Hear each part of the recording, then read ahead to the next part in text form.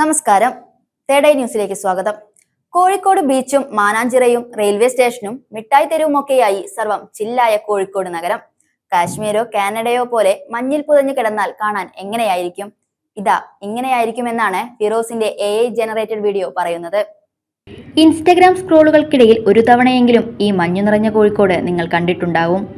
കമന്റുകളിട്ടും share ചെയ്തും reel ആഘോഷിക്കുകയാണ് കോഴിക്കോട്ടുകാരും ആ നഗരത്തെ സ്നേഹിക്കുന്നവരും. എത്ര ഡിഗ്രി തണുപ്പുണ്ട്, മിഠായി തെരുവിലെ ഉടുപ്പുകൾ നനഞ്ഞു തുടങ്ങി രസകരമായ കമന്റുകളായിരുന്നു ഈ റീലിന് താഴെ വന്നതിലധികവും. മീൻചന്തയിലും പന്തീരങ്കാവിലും മഞ്ഞു വീഴുന്നത് കാണാത്തതിൻ്റെ വിഷമമായിരുന്നു ചിലർക്ക്. മന്ത്രി മുഹമ്മദ്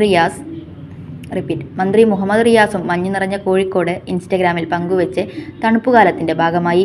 വീഡിയോയ്ക്ക് ലഭിച്ച സ്വീകാര്യത കണ്ട് ഞെട്ടിയിരിക്കുകയാണ് ഫിറോസ്. കഴിഞ്ഞ ജൂലൈ മുതൽ ദിവസം 2 മണിക്കൂറോളം ചിലവിട്ടാണ് വീഡിയോ പൂർത്തിയാക്കിയത്.